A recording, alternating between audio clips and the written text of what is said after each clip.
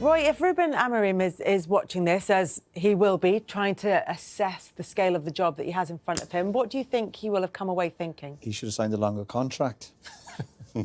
Because this is going to take longer. There's a long way back for this team. I know a manager will come in, you hope he will get more out of this group. But this is an average United team. All the stats back it up. We keep, I suppose, repeating ourselves, and we come and watch Man United again today. You don't know what you're going to get with them.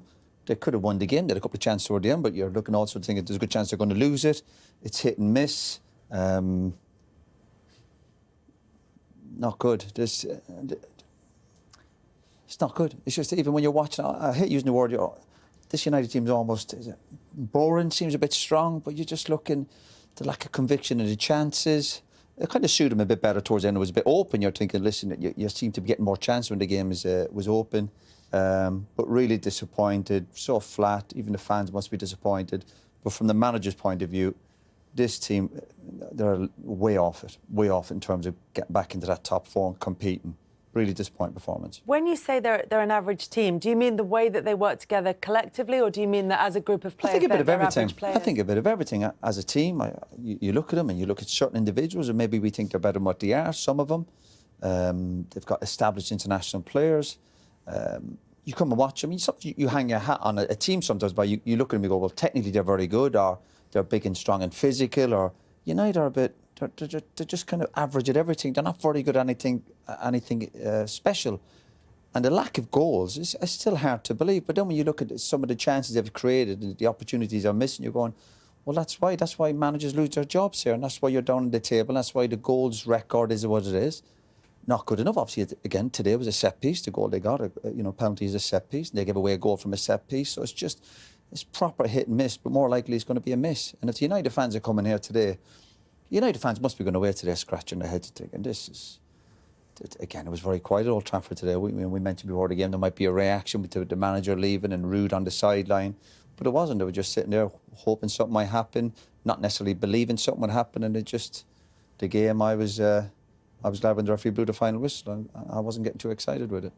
Manchester United waiting on the arrival of their new full-time manager in Amorim. There's still a little while to go until he comes in and meets the players and takes charge. So they're at a different stage of their journey from Chelsea, where they've had a few months under Enzo Maresca, and it seemed like it was coming together. What did you make of today's performance, Frank?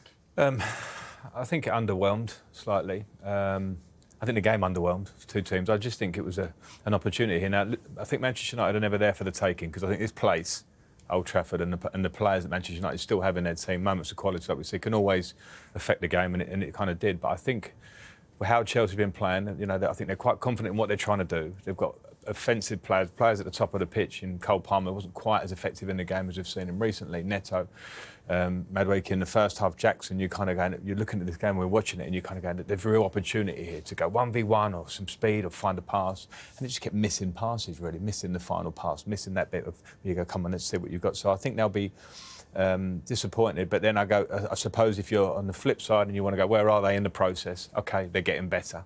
And it might be a game like this, we were saying, we've all played them, where you come away and it's a bit of a messy game, and you come away, you go, OK, let's move on. How can we improve? So I think a bit disappointing, because it was an opportunity, not the end of the world, but you want to see a bit more than what they showed at the top end of the pitch, particularly for me. And they got a bit sloppy, even in the second half. Some of the passing. It's like, if you're going to go to the next level and bridge the gap that's clearly there, it's OK, can we be really efficient in all the things that we try and do? And they weren't quite that today. Jamie, as a game, what do you think it offered? Well, up until the goal, it was really poor. It was a tough watch. It was really difficult. Lack of quality, lack of composure, players making mistakes, ball bouncing up. It looked like a pub game at times. It genuinely did, when you think about these are the Premier League players, the top of the top, and they didn't show that. And it was hard to watch. The only thing I will say from United's point, I've seen them worse this season. They've had worse performances. I've looked at some games when they've just been like outclassed, outthought in every department, not winning individual battles. It was difficult. Amorim coming in, he's not... I mean, until the players and he can start to work with them and starts to get his shape and how he wants them to play, he's undoubtedly going to play three at the back. That's what he does. It's going to be hard for us to really tell, because I look at that United team and I can't figure out if some of them aren't necessarily good players, or they're just so devoid of any confidence and any idea of what they're doing. So until we actually see them maybe giving him the benefit of the doubt. There's absolutely no doubt he's got to change players. Personnel, people have to leave. There's been players that have been here too long, seen off too many managers. There has to be some kind of changes. But until he comes in, he'll have his own ideas. So we're going to have to just wait and see what he wants. United, when you look at United, they're just playing moments, isn't it? They'll have the little moments of quality, as we saw with the ball for Casemiro for the goal. But that's nowhere near good enough for a Man United team. You can't just depend on moments. You've got to have a structure. You've got to have a way of playing, a desire, even when a goal up, see the game out, to concede within 4 minutes. Got to dig deep. That might be the flip of it for the new manager, though. He might see that as a little bit of a blank canvas for him, in a sense of, I think it's normal, I think, when you're a manager and a job's in front of you and you take it. We're sitting here and critiquing this game, but he'll be going, well, confident, because it comes across very confident. He'll be going, well, that's what I can improve. I can improve that. And the basics of the game are, what's your structure? How compact are you off the ball? Manchester United, I think Gary mentioned in the co-coms, probably the worst pressing team in the league. It's Manchester United. That can't be right. You've got to make sure that you've got capacity to run and desire to run. And when I watch that, all the modern teams now that can press have wingers that will run back and forward and back and forward. But what you don't It's want not to have a happening team here. is, when you're speaking to opposition players and teams, Man United are easy to play against. Yeah. Chelsea weren't good enough to punish them today, because again, it's still difficult for certain teams to come here and win. But they had plenty of joy, they had plenty of opportunities. I don't think they'd be in the dressing room after the game, the Chelsea players going, oh my God, we got out of we managed to get a point at Old Trafford today. They thought, we kind of let United off the hook today, because they weren't at their best. There's two ways to look at it. I suppose you look at what Liverpool and Arne Slot had to...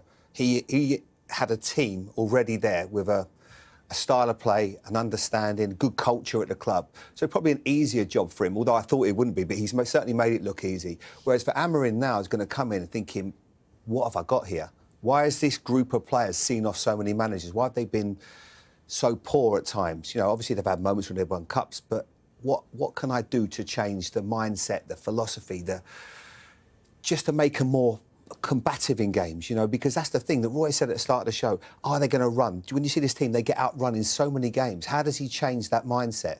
That's going to be the hard thing for me.